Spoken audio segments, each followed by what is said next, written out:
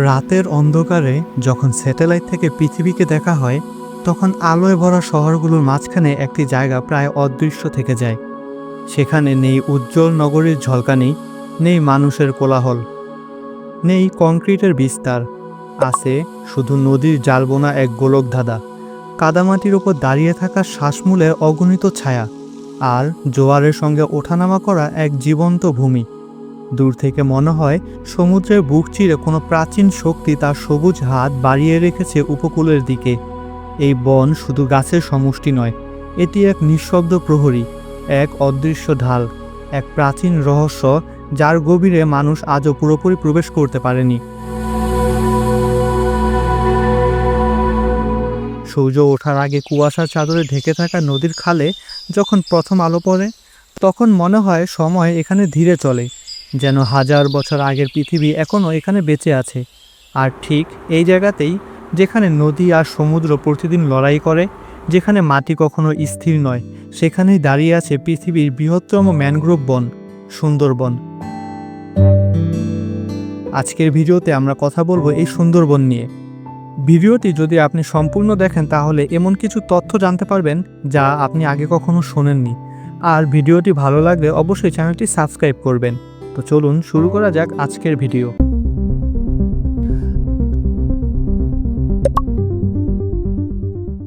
সুন্দরবন শুধু একটি বন নয়, এটি পৃথিবীর বৃহত্তম ম্যানগ্রোভ বন, যার মোট আয়তন প্রায় 10,000 বর্গ কিলোমিটার। আর এর প্রায় 60 ভাগ বাংলাদেশের ভেতরে, বাকি 40 ভাগ ভারতের পশ্চিমবঙ্গে বিস্তৃত।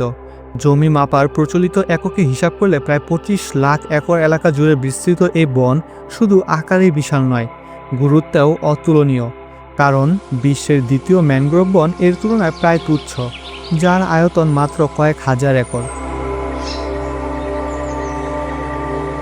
কিন্তু সুন্দরবনকে শুধু সংখ্যায় মাপলে ভুল হবে, কারণ এটি আসলে এক জীবন্ত শ্বাস প্রশ্বাস নেওয়া প্রাকৃতিক দুর্গ, যা শত শত বছর ধরে মানুষকে রক্ষা করে এসেছে। হাজার হাজার বছর আগে গঙ্গা, ব্রহ্মপুত্র আর মেঘনা নদীর পলিমাটি জমে জমে এই বদ্বীপ অঞ্চল তৈরি হয়। আর ধীরে ধীরে জন্ম নেয় এক অনন্য বাস্তুতন্ত্র, যেখানে লবণাক্ত পানি, জোয়ার ভাটা আর কাদামাটির মধ্যে গড়ে ওঠে ম্যানগ্রোভ গাছের জগৎ, যাদের শ্বাসমূল পানির ওপর উঠে এসে বাতাস থেকে অক্সিজেন নেয়, যেন প্রকৃতি নিজেই এখানে টিকে থাকার আলাদা কৌশল শিখিয়েছে। সুন্দরবনের কাদামাটির গভীরে শ্বাসমূলের জটের ভেতরে এমন এক শিকারী বাস করে যার উপস্থিতি পুরো বনকে এক অদৃশ্য উত্তেজনায় ভরে রাখে। Royal Bengal tiger. পৃথিবীর অন্যান্য জঙ্গলের বাঘের সঙ্গে এর বড় পার্থক্য হলো এটি জল আর কাদার সন্তান। অন্য বাঘ যেখানে ঘন জঙ্গলে বিচরণ করে, সুন্দরবনের বাঘ সেখানে জোয়ার ভাটার সঙ্গে তাল মিলিয়ে চলে। সে সাঁতার কাটে সহজে, কয়েক কিলোমিটার চড়া নদীও পার হয়ে যায় অনায়াসে। কাদায় পা ডুবিয়ে নোনা পানির ভেতর দিয়ে নিঃশব্দে এগিয়ে আসে সে, আর শিকার টেরই পায় না কখন মৃত্যু তার পেছনে এসে দাঁড়িয়েছে। সুন্দরবনের বাঘকে পৃথিবীর সবচেয়ে অভিযোজিত বাঘ বলে মনে করা হয়, কারণ লবণাক্ত পানি, জোয়ারের পরিবর্তন, খাবারের সীমাবদ্ধতা সবকিছুর সঙ্গে নিজেকে মানিয়ে নিয়েছে সে। গবেষকেরা বলেন এখানে বাঘের আকার তুলনামূলক কিছুটা ছোট হলেও এর আচরণ বেশি আক্রমণাত্মক, কারণ তাকে টিকে থাকতে হয় কঠিন পরিবেশে। অনেক সময় মানুষও হয়ে ওঠে তার শিকার, আর সেখান থেকে জন্ম নেয় মানুষকেও বাঘের ভয়ঙ্কর গল্প। কিন্তু বাস্তবতা হলো অধিকাংশ ক্ষেত্রে মানুষই প্রবেশ করে তার এলাকায়, মধু সংগ্রহ, মাছ ধরা কিংবা কাঠ কাটার জন্য। সুন্দরবনের ভেতরে প্রবেশ করার আগে স্থানীয়রা এখনও বনবিবির কাছে প্রার্থনা করে, কারণ তারা জানে এই বনের প্রকৃত শাসক মানুষ নয়, বাঘ। রয়্যাল বেঙ্গল টাইগার শুধু একটি প্রাণী নয়, এটি সুন্দরবনের শক্তি, রহস্য আর ভারসাম্যের প্রতীক। খাদ্য শৃঙ্খলের সর্বোচ্চ স্তরে থেকে সে পুরো বাস্তুতন্ত্রকে নিয়ন্ত্রণ করে। হরিণের সংখ্যা বাড়তে দেয় না, দুর্বল প্রাণীদের সরিয়ে দিয়ে প্রকৃতিকে সুস্থ রাখে। যদি একদিন এই বাঘ হারিয়ে যায়, তাহলে শুধু একটি প্রজাতি বিলুপ্ত হবে না, ভেঙে পড়বে পুরো পরিবেশগত ভারসাম্য। তাই সুন্দরবনের প্রতিটি গর্জন আসলে শুধু শক্তির প্রকাশ নয়, এটি একটি সতর্ক বার্তা। প্রকৃতির এই রাজাকে রক্ষা করতে না পারলে আমরা রক্ষা করতে পারবো না পুরো বনকে। কিন্তু সুন্দরবনের গল্প শুধু বাঘের নয়, এটি মৌয়ালদের গল্প, যারা জীবন বাজি রেখে মধু সংগ্রহ করে।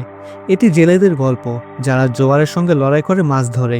এটি বনজীবী মানুষের গল্প, যারা প্রতিটি পদক্ষেপে মৃত্যুর ঝুঁকি নিয়েও এই বনের ওপর নির্ভর করে বেঁচে আছে। সুন্দরবন শুধু জীববৈচিত্র্যের ভাণ্ডার নয়, এটি দক্ষিণ এশিয়ার উপকূলীয় অঞ্চলের জন্য এক প্রাকৃতিক ঢাল। বঙ্গোপসাগরের ওপর যখন কালো মেঘ জমে, যখন বাতাসের গতি ধীরে ধীরে ঝড়ের রূপ নেয়, তখন উপকূলের মানুষ জানে একটি অদৃশ্য যুদ্ধ হতে যাচ্ছে। শতাব্দীর পর শতাব্দী ধরে এই উপকূল ঘূর্ণিঝড়ের আঘাতে কেঁপে উঠেছে, কিন্তু প্রতিবারে সমুদ্রের উত্তাল জলোচ্ছ্বাসের সামনে প্রথম যে প্রাচীরটি দাঁড়িয়ে থাকে, সেটি কোনো কংক্রিটের দেয়াল নয়, সেটি সুন্দরবন।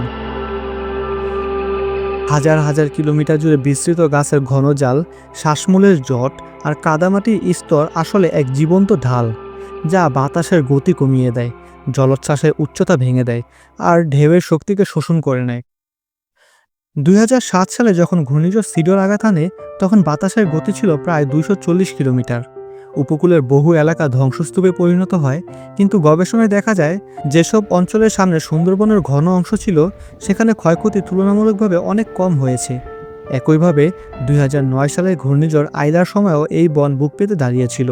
জলোচ্ছ্বাসের বিশাল ঢেউ যখন এগিয়ে আসে, সুন্দরবনের গাছগুলো তাদের শিকড় দিয়ে মাটি আঁকড়ে ধরে শক্তি ভেঙে দেয়, যেন প্রতিটি গাছ একটি সৈনিক, যারা নিঃশব্দে লড়াই করছে মানুষের পক্ষ হয়ে।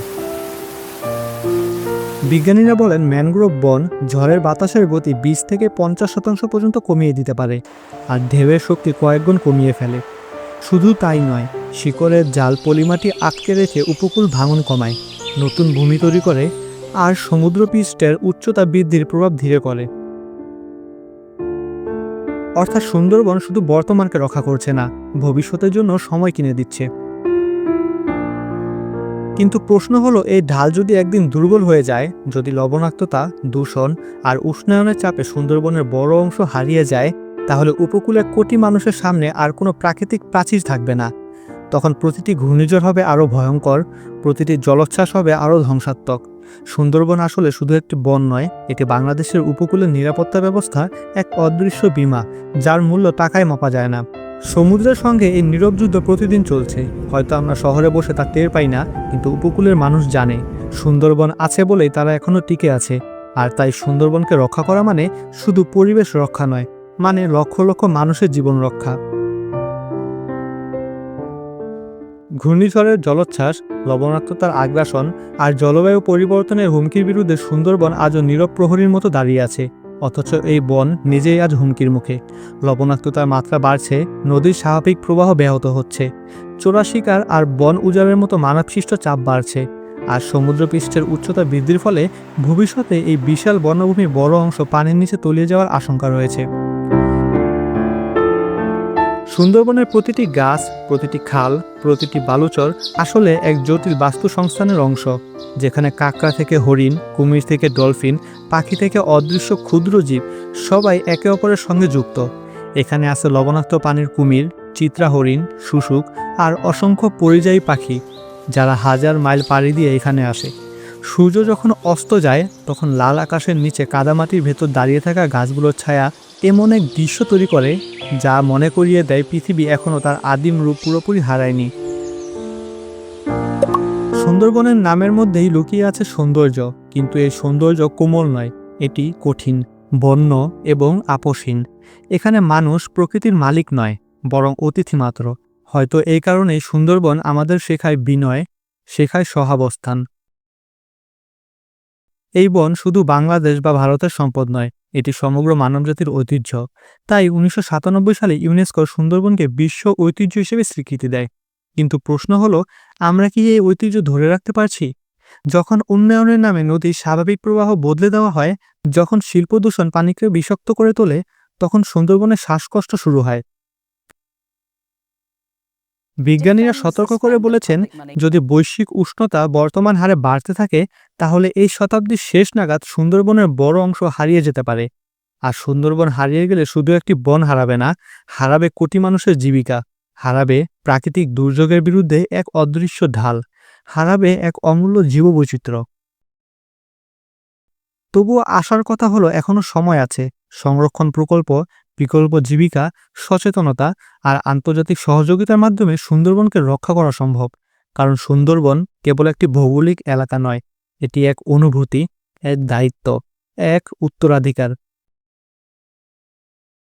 যখন আমরা সুন্দরবনের কথা বলি, তখন আমরা শুধু গাছ আর বাঘের কথা বলি না, আমরা বলি আমাদের ভবিষ্যতের কথা।